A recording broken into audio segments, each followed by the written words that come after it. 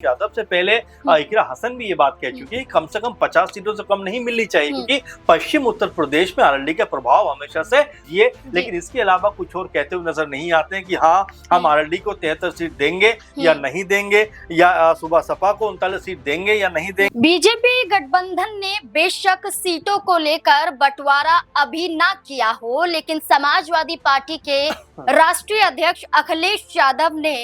सीटों का आंकड़ा बता दिया है कि किसको कितनी सीटें बीजेपी देगी। ये भी बता दिया है कि किस आधार पर देगी। अखिलेश यादव का एक एक दल को लेकर सीटों को पेश करना कई बड़े सवालों को जन्म दे रहा है। आखिरकार अखिलेश यादव का ये बताना कि अब पीडीए की राह पर बीजेपी को आना पड़ेगा, क्योंकि बीजेपी के खिलाफ जिस तरह से प्रदर्शन हुए हैं देश भर में, ये प्रदर्शन और जिस तरह से उत्तर प्रदेश में चंदा चोरी का मामला सामने आया है, इसके बाद बीजेपी कहीं ना कहीं चुप हो गई है और उसकी रणनीति है कि खुद से ज्यादा अपने अन्य सहयोगी दलों को अधिकतम सीटें दी जा सके, ताकि 2027 का चुनाव वो जीत सके। अब ऐसे में जिन सीटों का आंकड़ा अखिलेश यादव ने पेश किया है,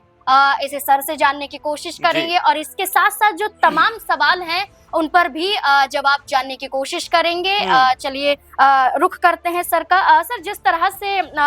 उत्तर प्रदेश में विधानसभा का चुनाव और चुनाव से पहले अखिलेश यादव का दावा कि बीजेपी सहयोगियों पर मेहरबान होगी और जो आंकड़े पेश करते हुए अखिलेश यादव नजर आ रहे हैं, क्या वाकई बीजेपी सहमति जता पाएगी? देखिए, पहली बात तो ये है कि अखिलेश यादव ने जिस तरह की बात को कहा है, वो बीजेपी के लिए बड़ी असहज स्थिति हो गई कि उसको हाँ कहे ना कहे, कैसे उससे पीछा छुड़ाए, क्योंकि यहाँ पर वो कहते हैं कि बीजेपी इस दफा 162 सीटें अपने सहयोगी दलों को देने वाली है। बाकायदा वो ये बात कहते नहीं है, बल्कि आंकड़ों के साथ में अपनी बात को रखते हुए नजर आते हैं। कहते हैं कि आरएलडी यानी जयंत चौधरी की पार्टी को बीजेपी इस दफा 73 सीटें देगी। इसके अलावा सुबह सपा ओपी राजभर की पार्टी, उनको 39 सीटें दी जाएंगी। इसके अलावा संजय निषाद की निषाद पार्टी, उसको भी 31 सीटें दी जाएंगी। लेकिन यहाँ पर अपना दल के लिए वो कहते हुए नजर आते हैं कि उनको 19 सीटें मिलेंगी। अब ये कैलकुलेशन किस आधार पर, ये तो अखिलेश यादव बता पाएंगे, लेकिन जिस तरह की बात उन्होंने यहाँ पर कही है,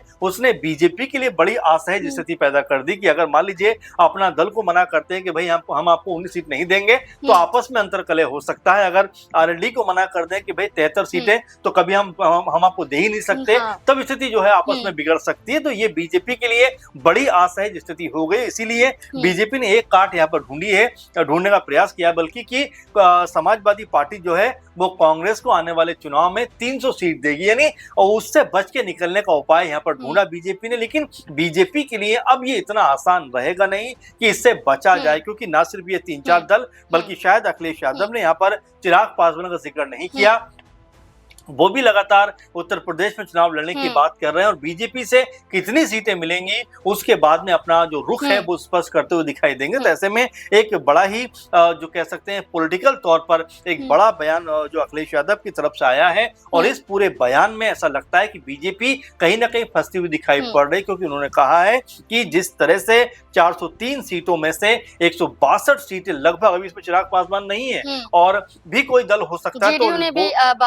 तो ऐसे में अभी वो दल नहीं है, उसके बावजूद भी 162 सीटों का जो लेखा जोखा सामने रखा है, उसमें बीजेपी के ऊपर दबाव ये है कि वो हाँ कहे या ना कहे, इस मुश्किल में फंसे हुए। जब ये सवाल किया जाता है अनुप्रिया पटेल की पार्टी से, और जो योगी सरकार में मंत्री भी हैं आशीष पटेल, उनसे पूछा जाता है कि अखिलेश यादव ने तो यहाँ पर सीटें खोलकर रख दी हैं कि किसको कितनी देगी बीजेपी,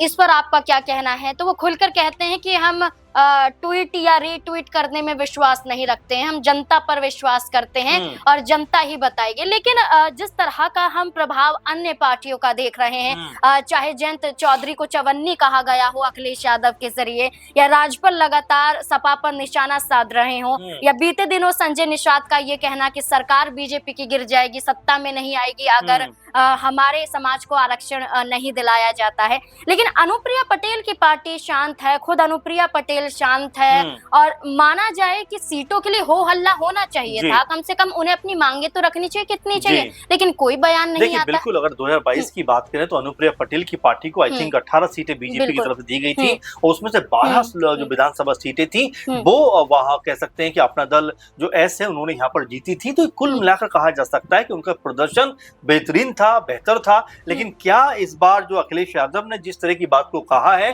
सिर्फ एक सीट उनके लिए प्लस की है, तो क्या यहाँ पर अपना दल जो पार्टी है, अनुप्रिया पटेल हैं, आशीष पटेल हैं, क्या यहाँ पर कोई बड़ा बयान देते हुए दिखाई पड़ेंगे? अभी तो आशीष पटेल ने गोलमोल बात कर दी कि भाई हम रीट्वीट में विश्वास नहीं करते, हम इसमें विश्वास नहीं करते, लेकिन जब सीट शेयरिंग को लेकर बात आएगी तब उनकी मंशा क्या रहेगी ये भी देखने वाली बात होगी। क्योंकि कई दफा ये बात भी उठी है अपना दल एस से कि हमारी पार्टी को ज्यादा तवज्जो अब दी जानी चाहिए, जबकि हम देखते हैं कि 18 में से अगर 12-13 सीटें अपना दल एस ने जीती हैं तो बिल्कुल उनका ये मानना रहेगा और कहीं ना कहीं वो इस बात को रखेंगे भी कि भाई हमें इतनी सीटें दी और हमने इतनी सीट जीत कर दी, तो ऐसे में हमारा कद यहाँ से बढ़ना चाहिए। वहीं आरएलडी की बात करें तो आरएलडी को 73 सीट जिस तरह अखिलेश यादव ने दी है, क्योंकि 33 जो विधानसभा सीटें तो उन्होंने भी दी थी। अब यहाँ सुबह सपा के बारे में बात करें तो क्या उनको 39 सीटें मिलती हुई दिखाई पड़ेंगी, क्या निषाद को 31 सीटें मिलती हुई दिखाई देंगी? तो ये तमाम अभी जो बयानबाजियां हैं उसके बाद अब क्या कुछ होता हुआ दिखाई पड़ेगा, जो ये दल है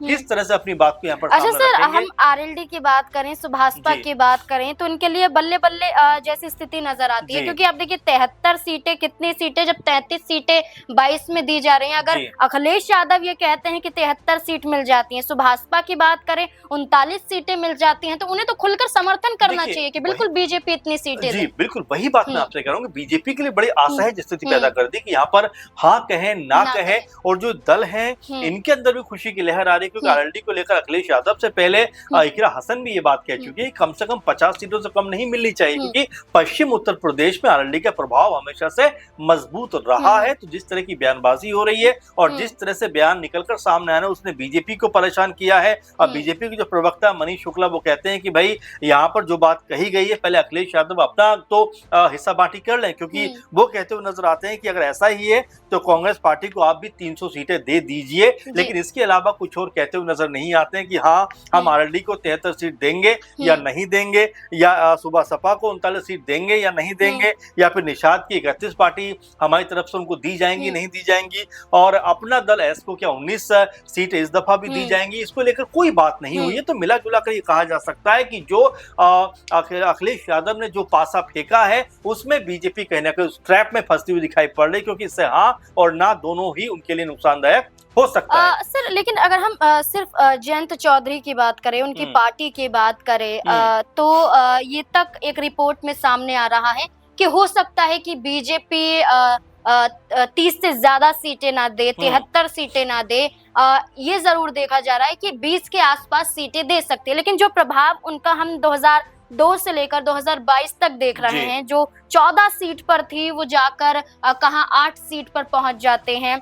तो ये आंकड़ा बताता है कि किस तरह से जयंत चौधरी की पार्टी का ग्राफ लगातार गिरता गया है, जयंत चौधरी कमजोर होते गए हैं, और ऐसी स्थिति में क्या बीजेपी विश्वास कर पाएगी, या जो रिपोर्ट सामने आई है वो ही नजर आता है? देखिए पहली बात तो ये समझिए कि जिस तरह 17 से लेकर लगभग 22 तक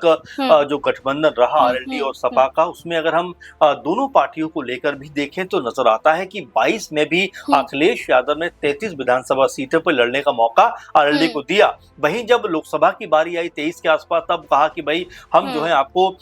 तकरीबन 7 लोकसभा सीटें देंगे, लेकिन यहाँ पर जयंत चौधरी ने पाला बदलते हुए बीजेपी का दामन थाम लिया और उसके बाद बीजेपी की तरफ से महज 2 उनको लोकसभा सीटें दी गई। तो क्या कुछ ऐसा ही इस दफा विधानसभा में भी होता हुआ दिखाई पड़ेगा, जहां पर अखिलेश यादव भले ही 73 सीटों की बात करते हैं, क्या बीजेपी उनको 30-33 जो सीटें दी थी उसके आसपास भी देती हुई दिखाई पड़ेगी? ये भी अपने आप में बड़ी बात हो जाएगी। और इसी बिना पर अखिलेश यादव यहाँ पर चोट करते हुए दिखाई पड़ते हैं कि भाई आप इतनी बड़ी पार्टी हैं, आप केंद्रीय मंत्री भी हैं, आपकी पार्टी मजबूत भी है और पश्चिम उत्तर प्रदेश में, तो कम से कम आपको 73 सीटें लेनी चाहिए। अब यही बात है कि जो आरएलडी को लेकर समाजवादी पार्टी ने कहा है, जो सुबह सपा को लेकर कहा है, जो निषाद पार्टी को लेकर कहा है, और जो अपना दल एस को लेकर कहा है, उससे कहीं ना कहीं जो राजनीतिक समीकरण है ना सिर्फ वो बदलते हुए दिखाई पड़ेंगे, बल्कि अब अंदर खाने में भी जो लड़ाई है सीटों को हासिल करने की वो यहाँ पर तेज हो सकती है। और जो बात अखिलेश यादव ने कही है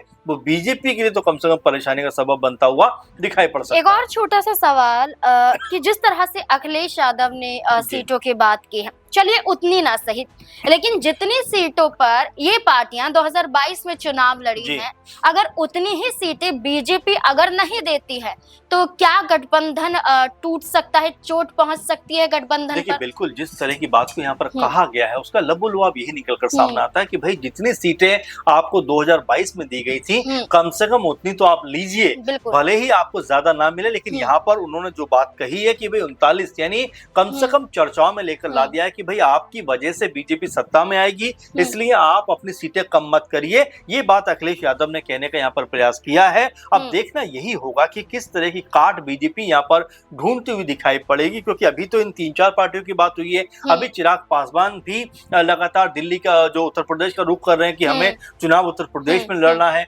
जेडीयू का भी रुख ऐसा दिखाई पड़ता है कि उत्तर प्रदेश में वो एंट्री करना चाहते हैं। अब क्या जितना मांझी भी कुछ ऐसा करते हुए नजर आ सकते हैं। तो ये तमाम संभावनाएं हैं और इन संभावनाओं में बीजेपी खुद को कहां रखती है और जो सहयोगी दल हैं उनको किस तरह से सीटें जो बांटती हुई दिखाई पड़ती है। अपने आप में ये बेहद दिलचस्प होगा देखना कि बीजेपी इस समस्या का जो हल है वो किस तरह से निकालती हुई दिखाई पड़ती है। बिल्कुल, अब सबकी निगाहें टिकेंगी कि जब एनडीए में सीटों का बंटवारा होगा तो किस दल को कितनी सीटें मिलेंगी। क्या वाकई आरएलडी को मजबूत पार्टी अभी भी माना जा सकता है और अनुप्रिया पटेल, संजय निषाद, ओम प्रकाश राजभर की पार्टी से ज्यादा सीटें मिल सकती हैं? आपको क्या लगता है इस पूरे मुद्दे को लेकर? अपनी राय हमारे साथ जरूर साझा करें। धन्यवाद।